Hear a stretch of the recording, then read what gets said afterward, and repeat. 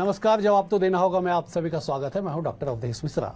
छत्तीसगढ़ की सियासत में मंत्रिमंडल गठन को लेकर चर्चाएं काफी दिनों तक हुई। पहले इस बात की चर्चा हुई कि मंत्रिमंडल का गठन कब होगा, फिर ये कहा गया कि साहब मंत्रिमंडल में जो संख्या तय की गई 14 की, वो संविधान के खिलाफ है।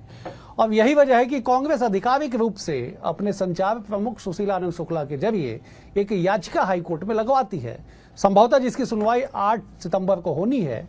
उसके बाद आगे कानूनी प्रक्रिया होगी। लेकिन छत्तीसगढ़ में ये सियासत ऐसा नहीं है कि पहली बार हो रही हो। इससे पहले भी कांग्रेस की ओर से संसदीय सचिव की नियुक्ति बीजेपी की सरकार में होने के खिलाफ कांग्रेस कोर्ट जा चुकी है। लेकिन कुल मिलाकर संविधान की दुहाई पे मंत्रिमंडल गठन पे जो सियासी आग लगी है, आज इसी गंभीर विषय पे करेंगे चर्चा। लेकिन उससे पहले देख लीजिए ये खास रिपोर्ट। छत्तीसगढ़ में पहले मुद्दा था मंत्रिमंडल विस्तार कब होगा, फिर बवाल उठा कि वरिष्ठों को नजरअंदाज क्यों किया गया है। अब ताजा झगड़ा संविधान की सीमा लांघने पर भी सामने आया है। कांग्रेस ने 14 मंत्रियों की संख्या को संविधान का उल्लंघन बताते हुए हाईकोर्ट में जनहित याचिका ठोक दी है। पार्टी प्रवक्ता सुशीलानंद शुक्ला का कहना है कि राज्य की आबादी के हिसाब से 13 मंत्री ही बन सकते हैं। 14वां मंत्री अवैध है और बिना मंजूरी के संवैधानिक मर्यादा का सीधा उल्लंघन है। मंत्रिमंडल विस्तार पर अब भी बचा है सियासी ड्रामा। छत्तीसगढ़ में हरियाणा शासन का फॉर्मूला अपनाकर 14 मंत्री बना दिए गए। छत्तीसगढ़ की तरह हरियाणा में भी 90 विधानसभा सीटें हैं, जहां 14 मंत्री बनाए गए हैं। 90 विधानसभा सीटों पर 15% का मतलब 13.5% अनुमानित 14 ही माना गया। हरियाणा में कांग्रेस की सरकार रहते हुए 14 विधायकों को दिया गया मंत्री पद। अब छत्तीसगढ़ में कांग्रेस ने लगाई याचिका, सरकार में 14 मंत्री होने पर जताई आपत्ति। बिलासपुर हाईकोर्ट में अब सोमवार 8 अगस्त को होगी याचिका पर सुनवाई। कांग्रेस बोली नियमों का उल्लंघन हुआ, बीजेपी को संविधान के हिसाब से चलना चाहिए। बीजेपी का पलटवार संविधान का उल्लंघन करना कांग्रेस का स्वभाव बन गया है। पहले पूर्व मंत्री अकबर ने संसदीय सचिवों को लेकर याचिका लगाई थी, जिसमें फैसला यथावत रहा।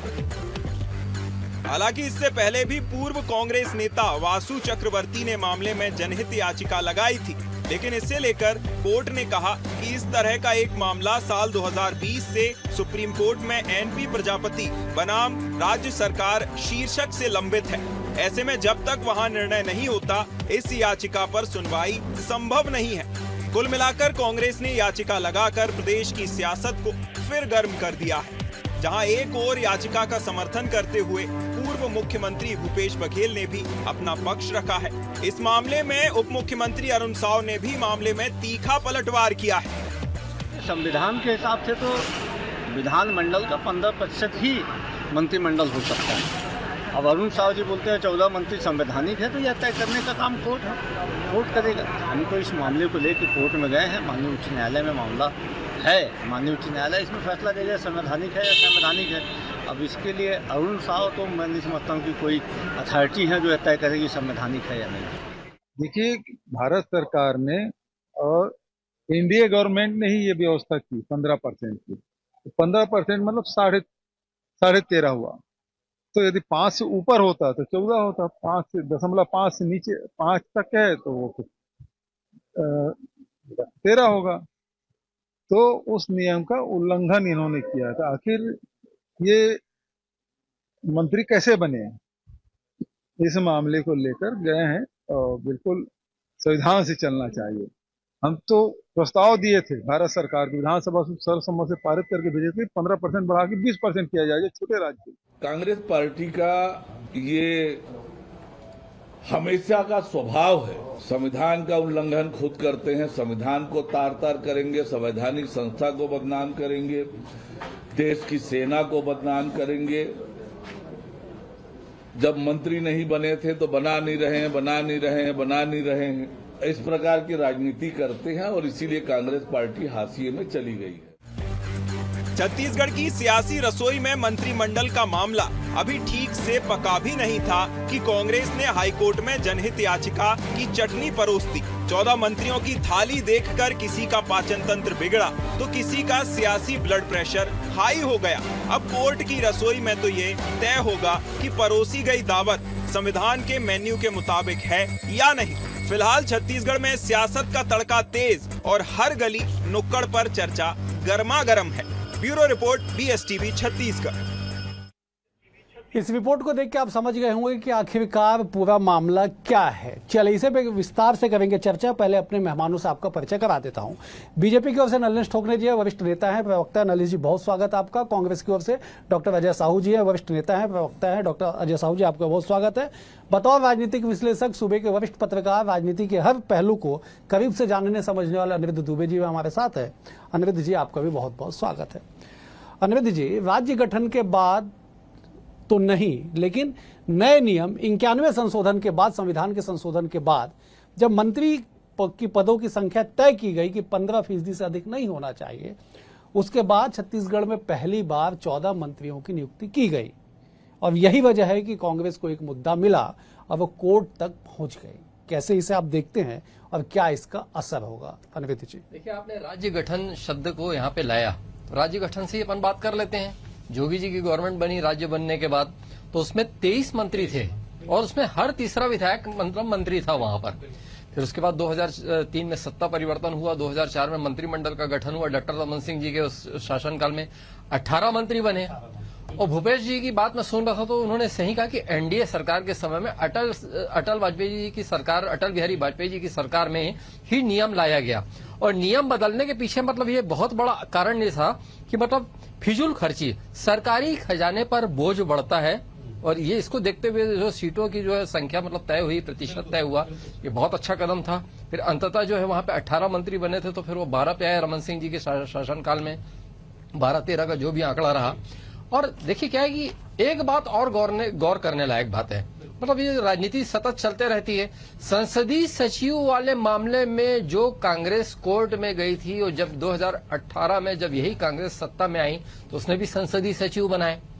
और दूसरी बात यह है क्या है, अवधेश जी, बात थोड़ा सा सुनने में मामूली लगती है लेकिन कई बार महत्वपूर्ण भी लगती है। आप और हम पढ़ा करते थे तो याद होगा 100 में 33 की पात्रता रहती थी, लेकिन उसमें कि 30 पाते थे तो 3 नंबर ग्रेस मार्क, और वैसे 50 नंबर का पेपर हो 17 की जरूरत होती थी, लेकिन 15 में पास कर दिया जाता था।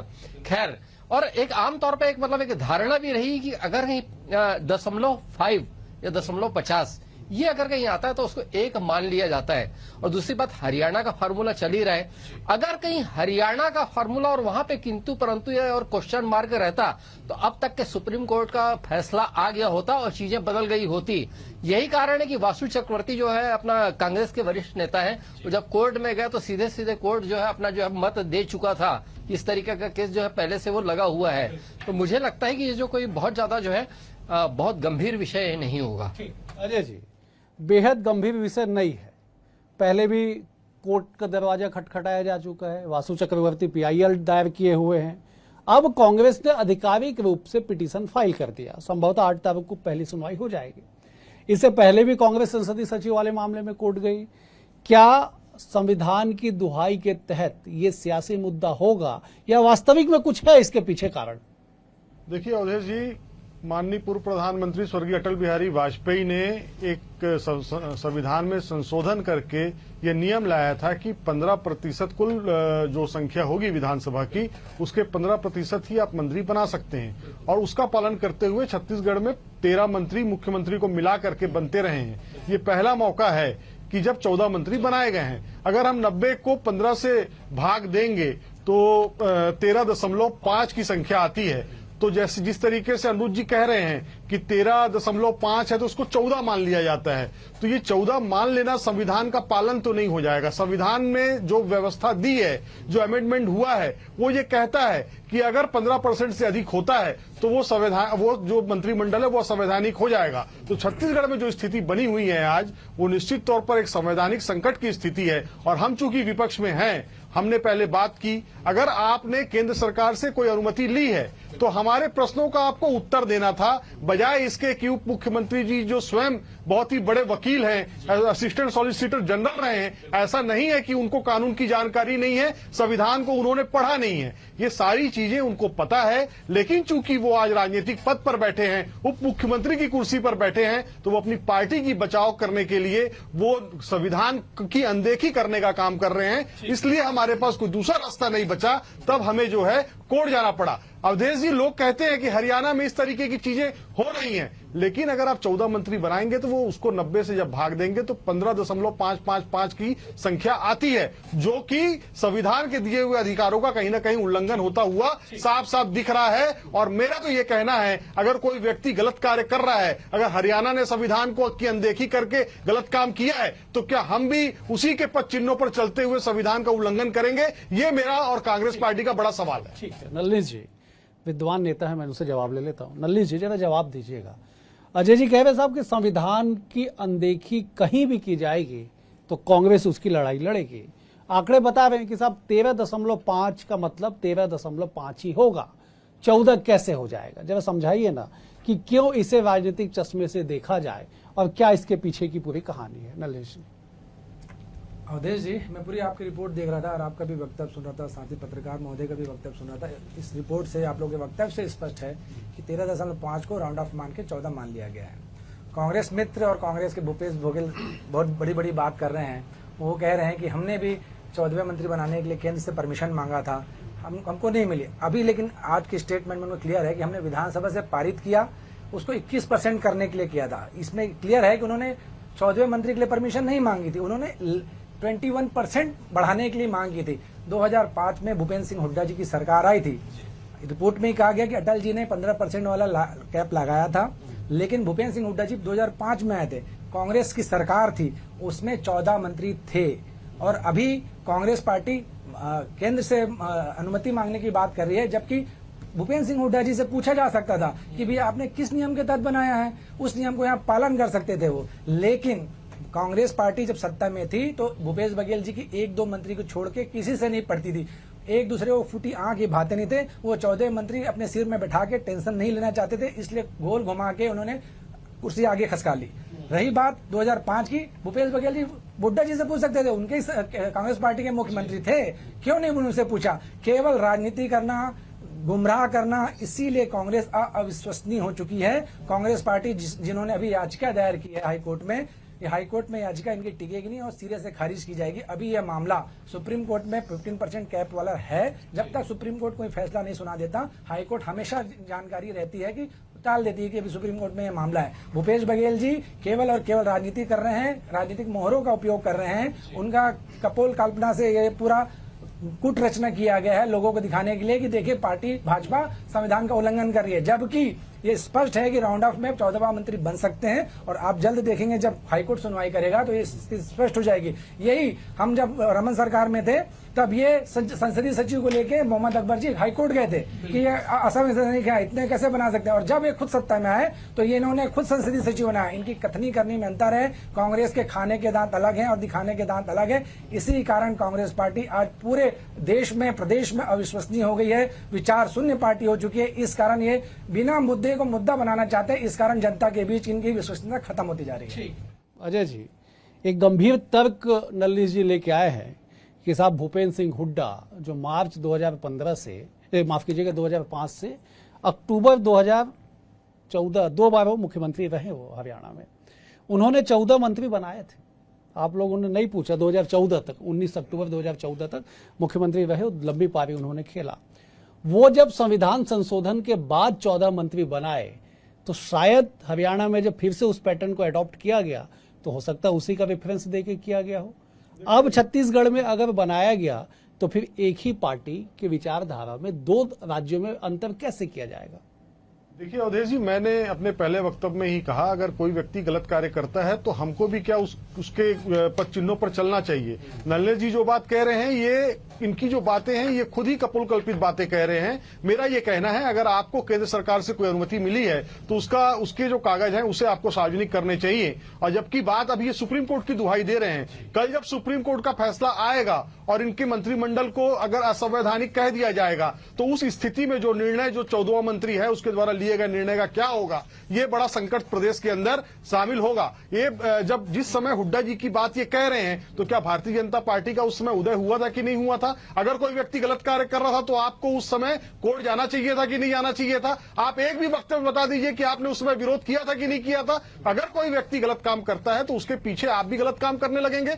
हम तो ये कहते हैं, संविधान अगर 15% की अनुमति देता है तो वो 15% यानी 15% होता है। और अगर उसमें आपकी तो केंद्र में सरकार है, आप संशोधन करिए, 21% की अनुमति दीजिए, 25% की अनुमति दीजिए, संविधान से आप अमेंडमेंट करा करके लेके आइए और मंत्री बनाइए। हम कहां मना कर रहे हैं? इस प्रदेश की जनता ने आपको जनादेश दिया है, आप उस हिसाब से काम करिए, कानून के हिसाब से काम करिए, संविधान के हिसाब से काम करिए। और हमको इस मामले में राजनीति करने की कोई जरूरत नहीं है। हम तो ये चाह रहे हैं कि इस प्रदेश के अंदर जो सरकार को जनता ने चुन करके भेजा है वो सरकार संवैधानिक तरीके से चले। और अगर गैर संवैधानिक तरीका अपनाया जाएगा तो प्रमुख विपक्षी दल होने के नाते हमारे पास जो दरवाजे खुले होंगे हम उस दरवाजे का में जाकर के न्याय की गुहार करेंगे। और कांग्रेस पार्टी इसी उम्मीद के साथ केंद्र जो सुप्रीम कोर्ट है वहां हाई कोर्ट में याचिका लगाने का काम की है। हम हाई कोर्ट के निर्णय का इंतजार करेंगे, क्योंकि हम लोग तो संविधान को मानने वाले लोग हैं। अगर ऐसा ही रहता तो हमारी सरकार भी 14 मंत्री बना सकती थी और हुड्डा जी के फैसले का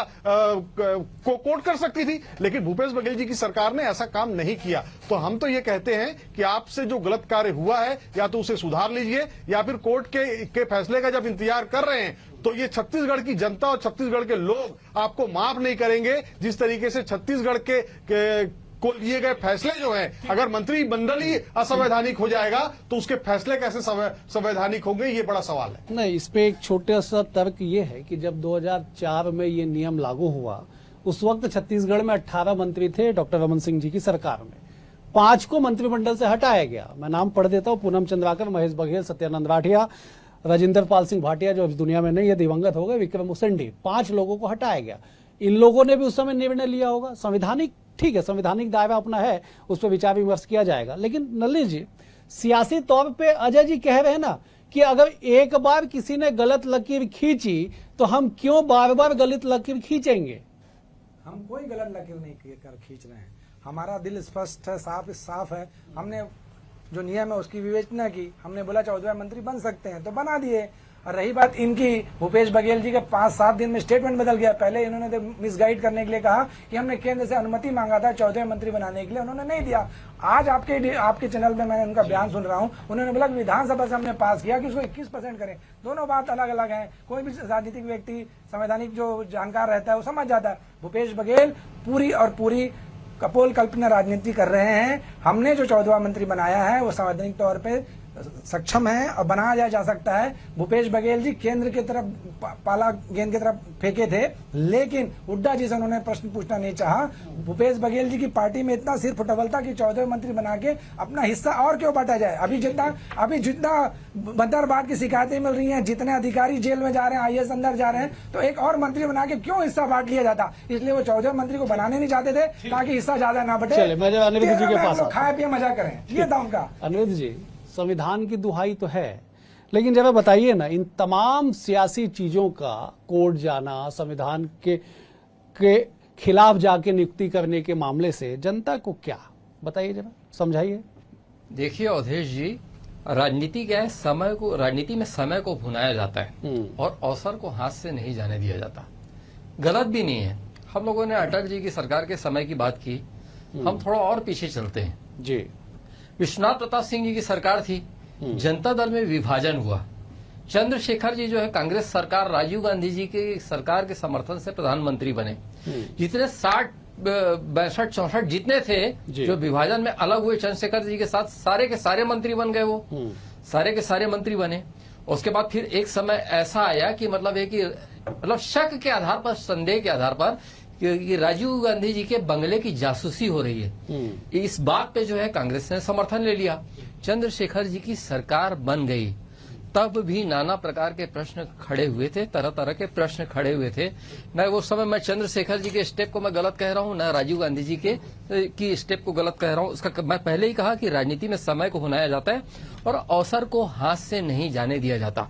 अब देखिए, संसदीय सचिव वाली बात मैं पहले भी बोला जब आपने सवाल किया था, इसी ये कांग्रेस कोर्ट में गई थी, फिर कांग्रेस ने अपने समय में संसदीय सचिव बनाए।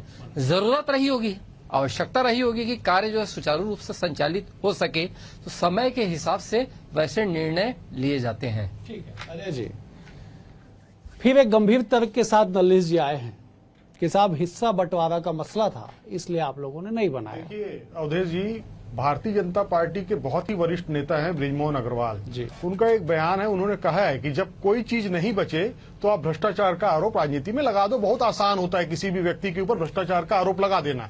नल्लेश जी भी वही काम कर रहे हैं। नल्लेश जी का हृदय भी जानता है कि ये गलत, इन्होंने असंवैधानिक कार्य किया है और गलत तरीके से मंत्रिमंडल का गठन किया है, लेकिन मेरे तर्कों का जवाब इनके पास नहीं है। मैंने जो आरोप लगाए, सुन तो लीजिए आप सुन तो लीजिए प्लीज मेरा निवेदन। तर्क बताइए जिससे मैंने इनसे कहा कि अगर आपने संविधान में संशोधन किया है तो उसका कागज दिखा दीजिए। अगर आपने केंद्र सरकार से कोई अनुमति ली है, गजट में नोटिफिकेशन किया है तो उसका कागज दिखा दीजिए। इनके पास तथ्य कुछ नहीं है, केवल बातों का जमा खर्च है और ये उसी में मेरी बातों को, अब जब इनके पास कुछ नहीं बचा तो ये मिल बांट के खाने और इसकी बात कर रहे हैं। इनकी जितनी जांच एजेंसियां हैं पिछले 40 महीनों से कांग्रेस सरकार की जांच कर रही है। इस प्रदेश के अंदर 60 महीनों तक मैं समझता हूं कांग्रेस की सरकार थी, पिछले 40 महीनों से तो ये जांच कर रहे हैं इनके हाथ क्या लगा। इससे पहले भी जब मनमोहन सिंह जी की सरकार थी, इन्होंने भ्रष्टाचार के आरोप लगाए थे।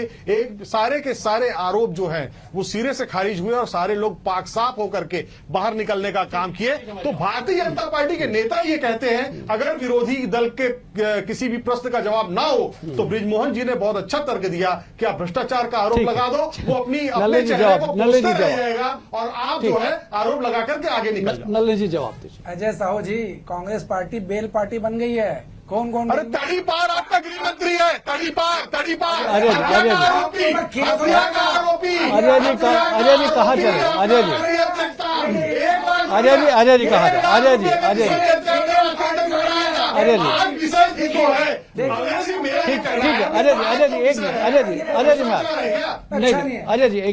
एक मिनट वो आपके पूरे तर्कों को नलिश जी ने सुना। एक बार उनको सुन लेते भी आपके पास मैं आऊंगा, एक बार उनको कंप्लीट कर। नलिश जी आप कंप्लीट। बार बार जो इनके पूर्व मुख्यमंत्री जी हमारे गृह मंत्री को लेके लांछन लगाते हैं, अभी मित्र प्रवक्ता भी लगाए।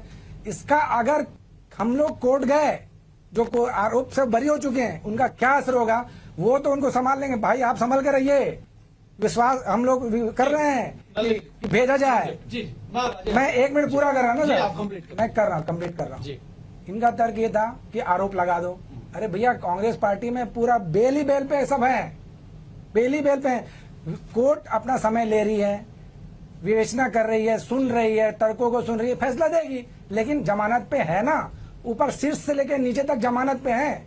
अभी इनके पूर्व मुख्यमंत्री के बेटे अंदर हैं, कुछ ना कुछ तो तथ्य होगा, तभी तो हाईकोर्ट उनको जमानत नहीं दे रहा है। अब ये बोल रहे हैं कि कहीं भी कुछ भी बोल देते हैं, ऐसा नहीं है साहब। 14 मंत्री इन्होंने इसलिए नहीं बनाया कि हिस्सा बंटवारा न बट जाए, इसी के कारण इन्होंने 14 नहीं बनाया। चाहते तो भूपेश बघेल जी, हुड्डा जी से पूछ लेते, भैया किस नियम से आपने बनाया, हम भी बना लेते। लेकिन कुतर्क, पहले बोल रहे थे कि हमने 14 मंत्री के लिए परमिशन मांगी, अब बोल रहे हैं हमने 21% बढ़ा किया था कि संख्या बढ़ाओ। एकदम गोलमोल बात है। इसीलिए कांग्रेस पार्टी अविश्वसनीय हो चुकी है। इसी प्रकार का झूठ की राजनीति अगर वो करेंगे तो कुछ दिन बाद कांग्रेस पार्टी देश की राजनीति से गौण हो जाएगी। ठीक, अजय जी जवाब दीजिएगा। लेकिन मेरा निवेदन है, आप बेहद वरिष्ठ नेता हैं, मुद्दों को के आसपास जवाब देंगे तो थोड़ा सा बेहतर। अवधेश जी, जो आरोप इन्होंने लगाए हैं, कांग्रेस पार्टी के नेता बेल पर हैं, तो हमको तो संविधान पे भरोसा है। कोर्ट के निर्णय का हम इंतजार कर रहे हैं। हमारी सरकार थी, हमारे मंत्रियों को तो हमने जेल भेजने का काम किया और इनकी सरकार के समय वो सारे लोग क्लीन चिट लेकर के बाहर आ रहे हैं। सीएजी की रिपोर्ट ये कह रही है कि ऐसा जो भ्रष्टाचार के आरोप लगे थे, ऐसा कोई तथ्य जो है वो देखने को नहीं मिल रहा है। तो सीएजी की रिपोर्ट को माने कि नल्लेश जी की बात को माने। मैंने जो बात कही, तो क्या अमित शाह जी तड़ीपार नहीं हुए थे? क्या इनके राष्ट्रीय अध्यक्ष पे 1 लाख रुपए की रिश्वत लेने का आरोप नहीं लगा था? मैं जो बात कह रहा हूं, आज विषय है संवैधानिक संकट जो इस प्रदेश के अंदर है, उस पर बात करें। और भारतीय जनता पार्टी के प्रवक्ता कह रहे हैं कि मैंने अगर अमित शाह के ऊपर कोई बात कह दी तो मुझे संभल के रहने की जरूरत है। मेरे घर भी ईडी आ जाएगी, मेरे घर भी आप जांच एजेंसियां भेजेंगे। इस तरीके से भारतीय जनता पार्टी का प्रवक्ता अगर टेलीविजन चैनल में बैठ करके कांग्रेस के प्रवक्ता को संभल कर रहने की बात कर रहा है। ठीक है, क्या मेरी हत्या करने का आरोप का प्रयास कर रहे हैं? इस तरीके से संभल कर रहूंगा, इस तरीके से संभल कर रहूंगा, यही काम बचा है। अपराधियों की पार्टी कौन है इस प्रदेश की जनता देख रही है।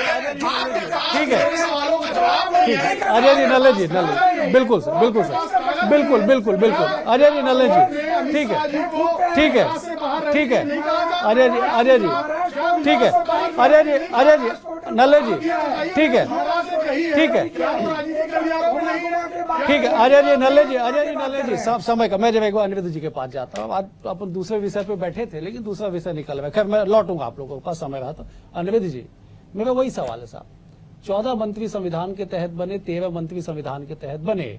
संविधान का वायलेशन अगर कहीं हुआ तो कोर्ट के निर्णय का इंतजार करना होगा, लेकिन जो सियासत हो रही है, जो इतनी बयानबाजियां हो रही है, इसके मायने क्या निकाले जाए, बताइए जरा। देखिए, कुल मिला के इसमें जो है बयानबाजी, अब मैंने पहले भी कहा कि कांग्रेस के ही जो वासु चक्रवर्ती जो है वहां पे कोर्ट गए थे और कोर्ट ने जो अपना जो मत देना था कोर्ट मत दे चुका था। उसके बाद कांग्रेस के जो है संचार विभाग के चेयरमैन सुशील नारायण शुक्ला जी गए और वहां पे फिर विषय वही है कुल मिलाकर। और देखिए क्या राजनीति है, और राजनीति में जिस संख्या बात संख्या की है, संख्या की बात है अवधेश जी, तो मैं फिर वही बात कहूंगा कि मैंने ग्रेस मार्क की बात की थी और 50% जो है अगर कहीं उसमें कहीं कोई किंतु परंतु ग्रेस मार्क ठीक, ठीक है, नहीं चलता है, ठीक, बहुत वरिष्ठ है, मैं आपका ठीक, बहुत ठीक है, मुझे समाप्त कर, मुझे ठीक है, ग्रेस मार्क से संविधान नहीं चलता, नहीं चलता, संविधान बिल्कुल नियम सर, चलता है। मुझे समाप्त, मुझे समाप्त करना होगा, बिल्कुल ठीक है, मुझे समाप्त करना होगा। आप तीनों मेहमान, आप तीनों मेहमानों का बेहद शुक्रिया, आप तीनों मेहमानों का बेहद शुक्रिया, आप तीनों मेहमानों का बेहद शुक्रिया। समय का अभाव है, कल एक और विषय के साथ होगी मुलाकात, तब तक बने रहिए BSTV के साथ। नमस्कार।